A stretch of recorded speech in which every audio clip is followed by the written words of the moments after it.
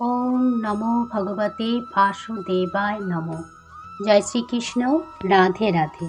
নমস্কার বন্ধুরা, ভগবানের বাণী চ্যানেলে আপনাদের সকলকে স্বাগত জানাই। বন্ধুরা, আমরা সকলেই প্রায় ভগবান শ্রীকৃষ্ণের ভক্ত। ভগবান শ্রীকৃষ্ণকে পূজা করেই আমাদের নিত্য পূজা সম্পন্ন হয়। মন প্রাণ দিয়ে আমরা ভগবানকে ডাকি আর সংসারের নানা কাজকর্মও করি। তবে জানেন কি ভগবান শ্রীকৃষ্ণের অতি প্রিয় ব্রত কি? তা হলো একাদশী ব্রত। বছরে 24টি একাদশী ব্রত। এই একাদশী ব্রত পালন করলে ভগবান শ্রীবিষ্ণু অর্থাৎ শ্রীকৃষ্ণ তার ভক্তের প্রতি অতি প্রসন্ন হন। তার কৃপায় ভক্তের সমস্ত মনের ইচ্ছা পূরণ হয়, সংসারের দারিদ্র্য দূর হয়, সকল রকম পাপরাশি ধুয়ে মুছে যায়। তাই শ্রীহরিকে ভালোবেসে সকলেই এই একাদশী ব্রত পালন করতে পারে, তাহলে শ্রীহরির কৃপালাভ হবেই।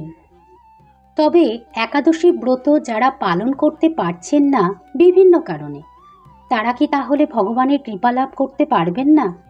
না, ব্যাপারটা সেরকম নয়। তারাও ভগবান বিষ্ণুর কৃপা পেতে পারেন। এর জন্য তাদেরকে একটি কাজ অবশ্যই করতে হবে, যেটা করলে একাদশী ব্রত পালনের সমান ফল পাওয়া যাবে। কি সেই কাজ? বন্ধুরা, আজকের ভিডিওটিতে আপনারা সেটাই জানতে পারবেন। ভিডিওটি শুরু করার আগে বলি, যেসব বন্ধুরা ভগবানের বাণী চ্যানেলে নতুন তারা চ্যানেলটি সাবস্ক্রাইব করবেন প্লিজ। আর ভিডিওটি ভালো লাগলে একটা লাইক দেবেন আর কমেন্টে অবশ্যই জয় শ্রীকৃষ্ণ লিখতে ভুলবেন না। তাহলে চলুন ভিডিওটি শুরু করা যাক। প্রথমেই বলি একাদশী ব্রতের সৃষ্টি কেন হয়েছে। সৃষ্টির প্রথমে তো আর একাদশী ব্রত ছিল না, বেদ বেদান্ত কিছুই ছিল না। পৃথিবীতে মানুষ যে যার ইচ্ছা মতো দিন যাপন করত। কোনো অন্যায় কাজ করলে মৃত্যুর পরে তার যে কী পরিণাম হতে পারে তা তাদের জানা ছিল না। গোহত্যা, ব্রহ্মহত্যা, অন্যের দ্রব্য অপহরণ, মিথ্যা কথা বলা, নানান সামাজিক কুকর্ম এসব দিন দিন বাড়তে থাকে। এই সব পাপকর্মের ফলস্বরূপ তাদের নরক যন্ত্রণা ভোগ করতে হয়। একদিন ভগবান বিষ্ণু নরক দর্শন করার জন্য সেখানে গেলেন। তিনি গিয়ে দেখলেন দক্ষিণ দিকের নরক থেকে পাপ আত্মাদের ভয়ানক চিৎকার ভেসে আসছে। তখন ভগবান বিষ্ণু যমরাজকে জিজ্ঞাসা করলেন, এই ভয়ানক চিৎকার কোথা থেকে আসছে? যমরাজ বললেন, কি বলবো প্রভু, পৃথিবীবাসীরা খুবই উচ্ছৃঙ্খল জীবনযাপন করে এবং তার ফলস্বরূপ পাপ আত্মাদের এই ভয়ানক চিৎকার। ভগবানের তখন হৃদয় কেঁদে উঠল। তিনি তখন দক্ষিণ দিকে নরকে সেই ব্যক্তিদের দর্শনের জন্য গেলেন। দেখলেন তারা ভয়ানক কষ্ট পাচ্ছে পাপ করার জন্য।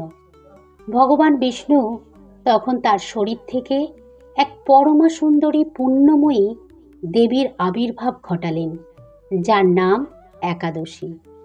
এবং সেই একাদশী দেবীর পূর্ণ প্রভাবে তৎক্ষণাৎ সেখানে পাপ দূরীভূত হল। তখন ভগবান পৃথিবীতে ঘোষণা করে দিলেন, এই একাদশীর দিনে বা ব্রতের দিনে যে ব্যক্তি উপবাস করে আমার পুজো করবে তার সকল পাপ বিধৌত হবে, তিনি আমার কৃপা লাভ করতে পারবেন। এরপর থেকে জগতে একাদশী ব্রত পালন শুরু হয়। তাই এই একাদশী ব্রত যারা পালন করে সে ব্যক্তি যত পাপই করুক না কেন, ব্রতের প্রভাবে পাপ মুক্ত হয়ে বৈকুণ্ঠ ধাম লাভ করবে ভগবান বিষ্ণুর কৃপায়। এইভাবে পৃথিবীতে একাদশী ব্রত শুরু হয়। বন্ধুরা, এই প্রসঙ্গে একটি মেয়ের কথা বলি, শুনুন। অপু একজন চাকরিরত মহিলা। সকাল হলেই সংসারের নানান কাজকর্ম সেরে কোনো মতে ঘরের পুজো করে রোজ অফিসে বেরিয়ে পড়ে, আবার সন্ধ্যা নাগাদ বাড়ি ফেরে। অপু শ্রীকৃষ্ণের অত্যন্ত ভক্ত। কিছুদিন যাবৎ সে নানা সমস্যার মধ্য দিয়ে কাটাচ্ছে। পরিবারের সকলের শারীরিক অসুস্থতা তাকে বড্ড পীড়া দিচ্ছে। তার উপরে তার স্বামীর ব্যবসাও ভালো যাচ্ছে না। এদিকে বাড়ি তৈরির সময় যে টাকা লোন নিয়েছিল সেই টাকা শোধ করার একটা চাপও আছে। সংসার খরচের পুরো দায়িত্বটাই এখন অপুর উপরে। এই সব কিছু মিলে অপু এক মানসিক অস্থিরতার মধ্যে দিন কাটাতে থাকে। অপু একদিন অফিস থেকে ফেরার পথে একটি কৃষ্ণ মন্দিরের সামনে দাঁড়িয়ে প্রণাম করে। চোখ বন্ধ করে অনেকক্ষণ দাঁড়িয়ে থাকে। তাকে এভাবে দাঁড়িয়ে থাকতে দেখে মন্দিরে এক শাস্ত্রজ্ঞ পুরোহিত এগিয়ে এসে অপুকে বলে, মা, তোমার কি হয়েছে? তোমাকে এত বিষণ্ণ দেখাচ্ছে কেন?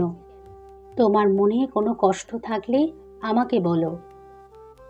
হঠাৎ করে পূজারীর এরকম প্রশ্নে অপু একটু চমকে গেল। তারপর পুরোহিতের দিকে তাকিয়ে অপু তার মনের সব কষ্ট জানালো। সব শুনে পুরোহিত বললেন, মা, মন খারাপ করো না। শ্রীকৃষ্ণের কৃপায় তোমার সব সমস্যার সমাধান হয়ে যাবে। তুমি বাড়িতে তো রোজ শ্রীকৃষ্ণের পূজা করো, এবার থেকে একাদশী ব্রতটাও পালন করো। একাদশী ব্রত ভগবানের অতি প্রিয়, তাই যে ভক্ত একাদশী ব্রত পালন করে শ্রীকৃষ্ণের কৃপায় তার আর কোনো কষ্ট থাকে না। সংসারের দারিদ্র্য দূর হয়, সংসারের সকলে সুখে শান্তিতে থাকে, অন্তিমে বৈকুণ্ঠ লাভ হয়। তখন অপু বলল, পুরোহিত মশাই, আমাকে প্রতিদিন অফিসে যেতে হয়, সন্ধ্যায় ফিরি, আমি কিভাবে ব্রত পালন করব? তখন পুরোহিত বললেন, ঠিক আছে, তুমি যদি একাদশীর ব্রত নিয়ম মেনে করতে না পারো তবে প্রতিটা একাদশীর দিন এই একটি কাজ অবশ্যই করবে। মন দিয়ে শুনে নাও। বছরে 24টা একাদশী, মাসে 2টি করে একাদশী। এই একাদশীর দিনগুলোতে সকাল সকাল ঘুম থেকে উঠে ভগবান বিষ্ণু ও মা লক্ষ্মীর পূজা করবে আর একটি ঘিয়ের প্রদীপ অবশ্যই প্রজ্বলন করবে। অত্যন্ত নিষ্ঠা সহকারে এটা করবে আর একাদশীর ব্রত কথা অবশ্যই শ্রবণ করবে। আর সারাদিন কাজের মাঝে মনে মনে হরে কৃষ্ণ এই 16 শব্দের মহামন্ত্র জপ করতে থাকবে। কাজের ফাঁকে যদি তুমি হরে কৃষ্ণ মন্ত্র জপ করতে থাকো তাহলে তোমার কাজের কোনো অসুবিধা হবে না, কেউ জানতেও পারবে না। সকলের অলক্ষ্যে নিজের মনে মনে তুমি শুধু হরে কৃষ্ণ নাম জপ করতে থাকবে।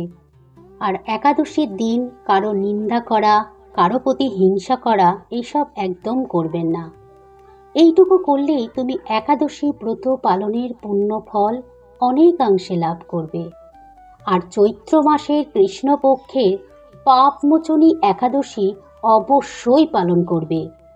সম্পূর্ণ ব্রত পালন করতে না পারলে ওই দিন ভগবান বিষ্ণুর পূজা করবে।